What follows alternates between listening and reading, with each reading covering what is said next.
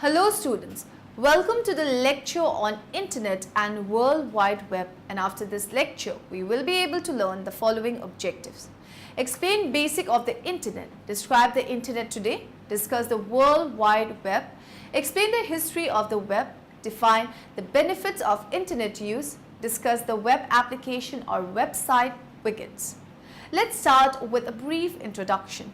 The Internet is rapidly becoming a key resource for locating information relevant to a particular field, engaging in professional discourse, assessing published material, and checking on tomorrow's weather.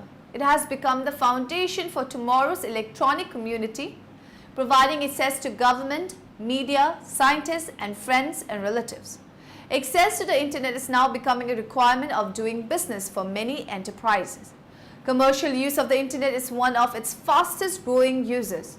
One major factor which has led to the popularization of the Internet is the World Wide Web, WWW, which provides a hypermedia layer over information and resources available on the Internet. The Internet impacts us as human-computer interaction, HCI, professionals in two major ways, as user and consumer of the information provided on the Internet, and as designer of information sources and network-based computing system. Let us discuss the basic of the Internet. The Internet links our computer networks all over the world so that user can share resources and communicate with each other. Some computers have direct access to all the facilities on the Internet, such as the universities. The Internet is what we call a MAT network, that is, a network of networks that spans the globe. The Internet employs a set of standardized protocols which allow for the sharing of resources among different kinds of computers that communicate with each other on the network. The Internet is also what we call a distributed system. There are no central archives. Evolution of the Internet. The Internet has its roots in a networking project started by the Pentagon's Advanced Research Projects Agency, ARPA, an agency of the US. Department of Defense, ARPA's goal was to build a network that allowed scientists at different physical locations to share information and work together on military and scientific projects, and could function even if part of the network were disabled or destroyed by the disaster, such as a nuclear attack. That network, called ARPANET, became functional in September 1969, linking scientific and academic research across the United States. A host, more commonly known today as a server, is any computer that provides services and connection to other computers on a network. Hosts often use high-speed communication to transfer data and messages over a network. Connection to the Internet. Many home and small business users connect to the Internet via high-speed broadband Internet service. With broadband Internet service, computer or mobile device usually is connected to the Internet the entire time it is powered on. Examples of broadband Internet service include cable, DSL, fiber, radio, signals, and satellites. Access providers. An access provider is a business that provides individuals and organizations access to the Internet free or for a fee. For example, some Wi-Fi networks provide free access while others charge a per-use fee. The Internet is a vast network that allows computers around the world to communicate and share information. Huge amounts of information in the form of words, images, sounds, and computer software are transmitted through the Internet. The Internet links computers mainly by the telephone system, through copper wires, optical fibers, cables, or radio waves. Access to the Internet begins with a computer linked to the telephone lines through a device called a modem. Special software is needed to convert computer files into the type of signals that can travel through telephone wires. The signals are then launched into the phone lines through the modem.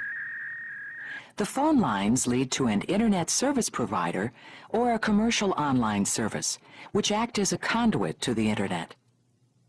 Computers break the message up into packets, clusters of 40 to around 1,500 characters. Each packet, individually marked with its destination, is then sent through a series of computers called routers that direct the path of the packet. Each router examines the packet to see where it's headed and sends it along the best path to its destination. Packets from the same message may take different routes to reach the same destination. The packets eventually all arrive at the same place and are pieced back together into the original message. ISP, Internet Service Provider. It is a regional or national access provider. A regional ISP usually provides internet access to a specific geographic area. A national ISP is a business that provides internet access in cities and towns nationwide. For dial-up access, some national ISPs provide both local and toll-free telephone numbers.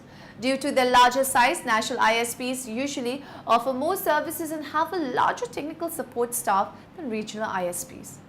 The OSP also has many members-only features such as instant messaging or their own customized version of a web browser.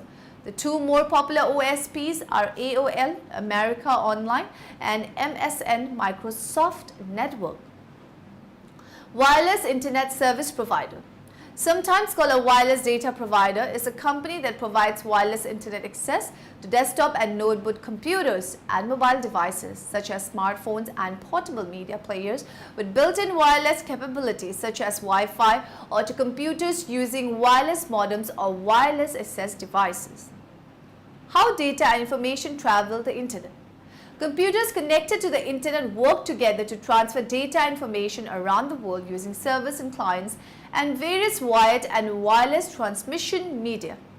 On the internet, computer is a client that can access data, information, and services on a variety of servers. The inner structure of the internet works much like a transportation system. Internet addresses.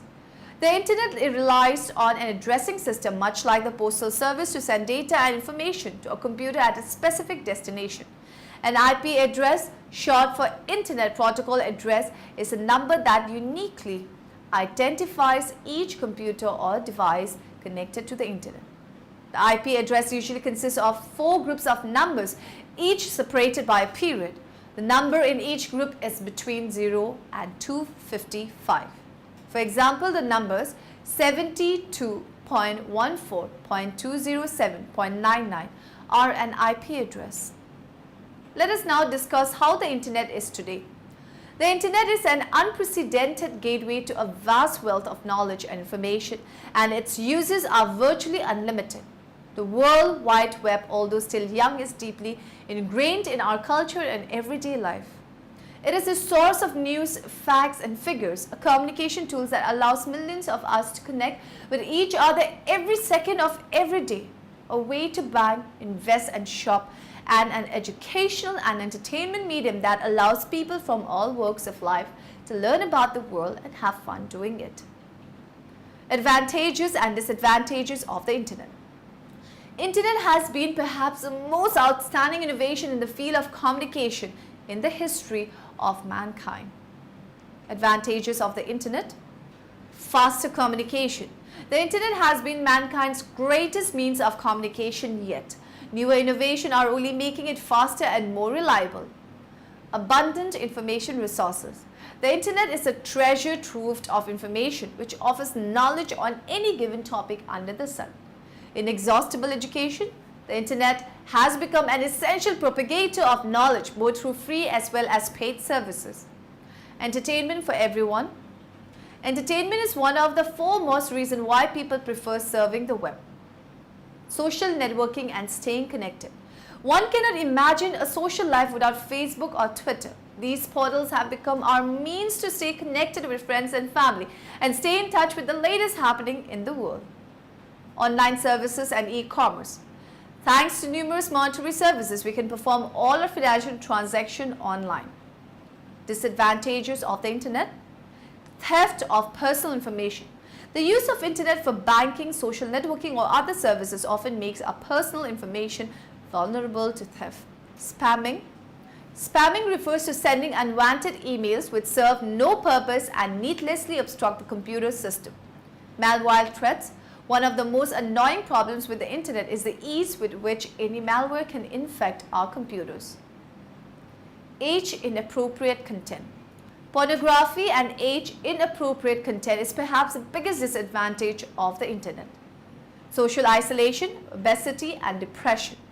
The biggest problem with having the internet is its ability to create rifts between the real and virtual world. Let's now talk about the World Wide Web.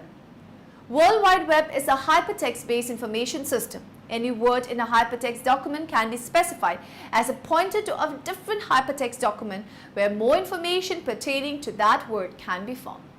World Wide Web uses hypertext over the internet.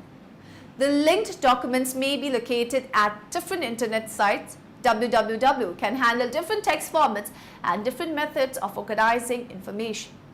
The World Wide Web also provides access to many of the other tools described in this guide and is becoming widely used as a major means of access to internet resources.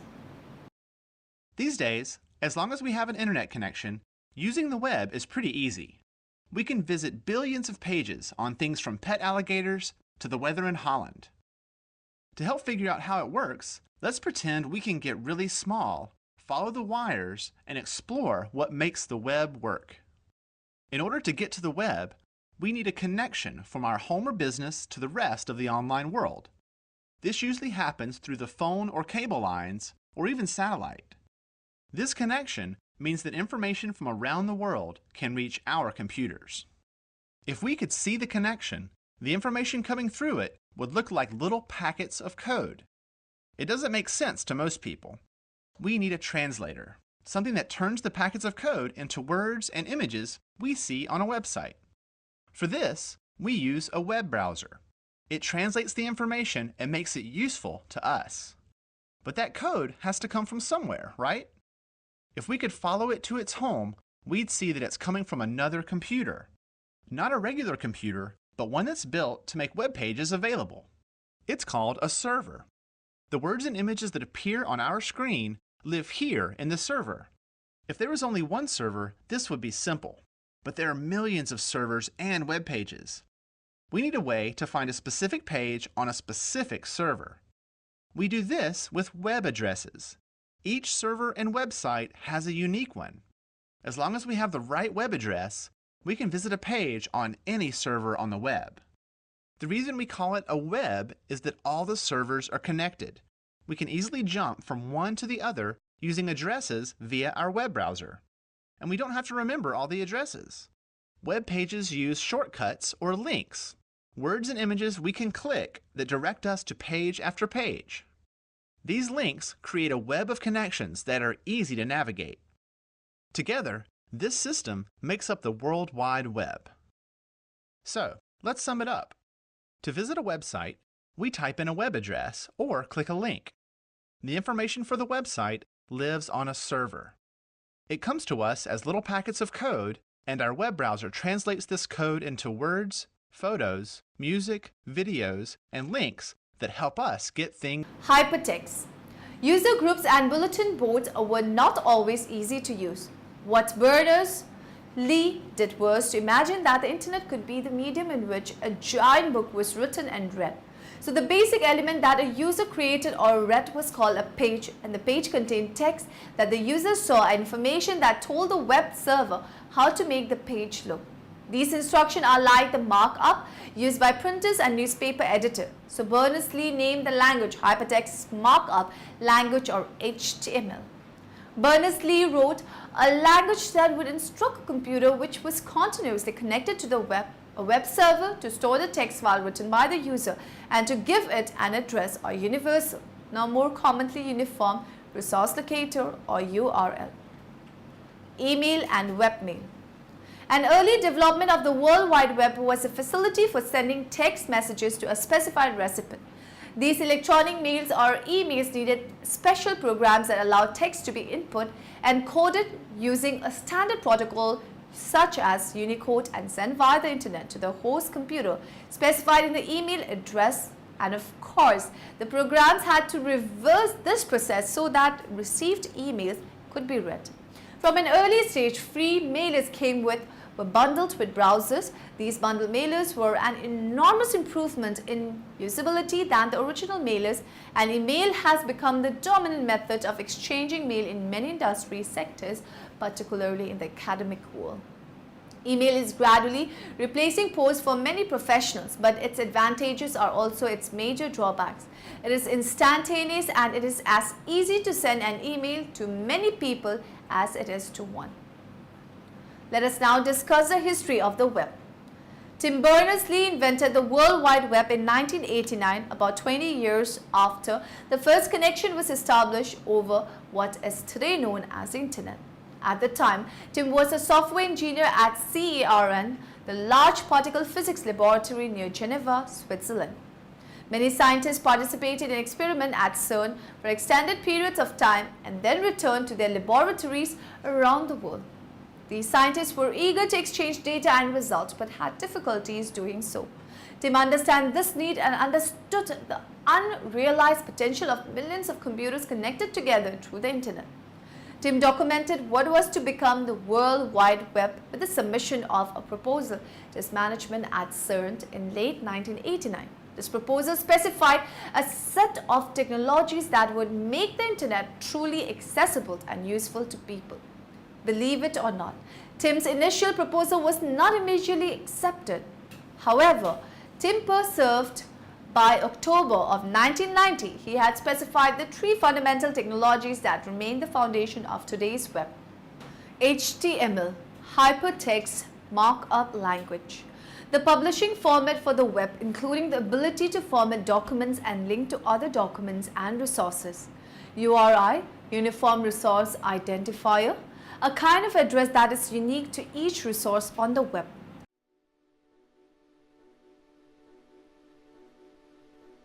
The Internet in the year 2009.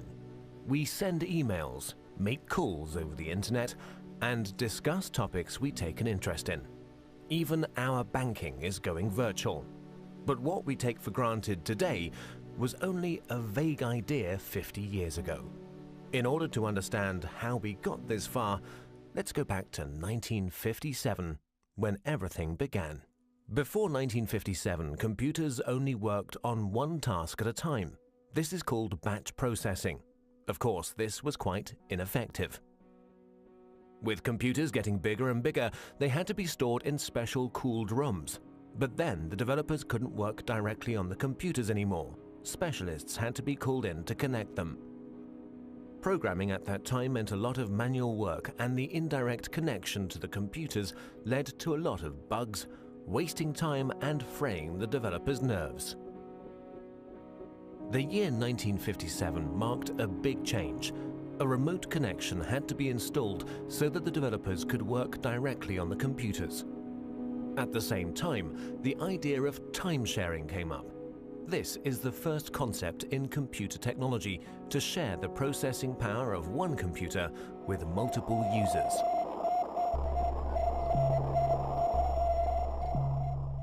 On October 4th in 1957, during the Cold War, the first unmanned satellite Sputnik 1 was sent into orbit by the Soviet Union. The fear of a missile gap emerged. In order to secure America's lead in technology, the US founded the Defense Advanced Research Project Agency in February 1958. At that time, knowledge was only transferred by people. The DARPA planned a large-scale computer network in order to accelerate knowledge transfer and avoid the doubling up of already existing research. This network would become the HTTP, Hypertext Transfer Protocol, allows for the retrieval of linked resources from across the web.